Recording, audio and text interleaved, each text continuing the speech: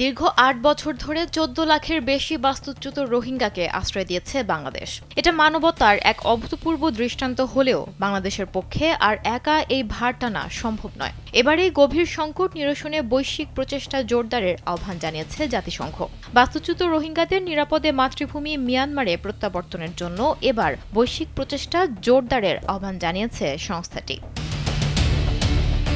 Myanmar সেনাবাহিনীর নিধনযজ্ঞ থেকে প্রাণ বাঁচাতে ২০১৭ সালের ২৫ আগস্ট রোহিঙ্গাদের ঢল শুরু হয় বাংলাদেশে। বিভিন্ন সময় আরও বিপুল সংখ্যক রোহিঙ্গা বাংলাদেশে প্রবেশ করেছে।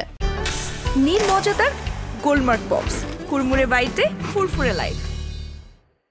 বৈশ্বিক নানা ঘটনা প্রবাহে এবং মিয়ানমারের সামরিক অভ্যুত্থানের পর রোহিঙ্গা সংকট আন্তর্জাতিক মনোযোগও হারিয়েছে। কয়েক বছর ধরে অব্যাহতভাবে কমেছে রোহিঙ্গাদের জন্য মানবিক সহায়তা।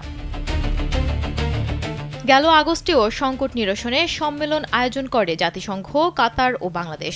এরপর সেপ্টেম্বর মাসে নিউ ইয়র্কে জাতিসংঘ সাধারণ পরিষদের ফাঁকে অনুষ্ঠিত হয় রোহিঙ্গা বিষয়ক উচ্চ পর্যায়ের সম্মেলন।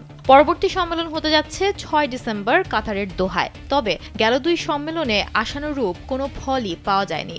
আর তাই এবার পরবর্তী সম্মেলনের আগেই রোহিঙ্গাদের নিরাপদে মিয়ানমারে প্রত্যাবর্তনের জন্য আহ্বান জানিয়েছে জাতিসংঘের সাধারণ পরিষদের তৃতীয় কমিটি। ১৯ নভেম্বর সর্বসম্মতিক্রমে মুসলিম ধর্মাবলম্বী রোহিঙ্গা জাতিগোষ্ঠীর বিষয়ে এ প্রস্তাব গ্রহণ করে। এরপর বৃহস্পতিবার জাতিসংঘের বাংলাদেশ স্থায়ী মিশন এক বিজ্ঞপ্তিতে এ তথ্য জানায়।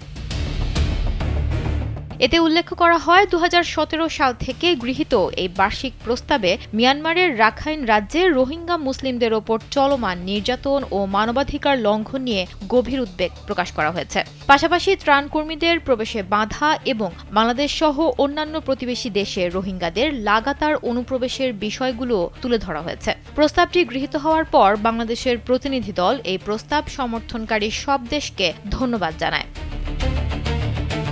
তবে একই সাথে তারা গভীর হতাশা প্রকাশ করে, কারণ গেল ৮ বছরে রোহিঙ্গাদের তাদের নিজ দেশে ফেরত পাঠানোর কাজে বাস্তবে কোনো উল্লেখযোগ্য অগ্রগতি হয়নি। বাংলাদেশ স্পষ্ট করে বলেছে যে প্রায় ১৩ লাখ রোহিঙ্গাকে আশ্রয় দেওয়ার মতো বিশাল ভার আর একা বহন করা বাংলাদেশের পক্ষে সম্ভব নয়। তাই রোহিঙ্গাদের দ্রুত ও সম্মানজনক প্রত্যাবাসনের জন্য আন্তর্জাতিক সমাজকে অবিলম্বে জরুরি পদক্ষেপ নিতে আহ্বান জানিয়েছে বাংলাদেশ।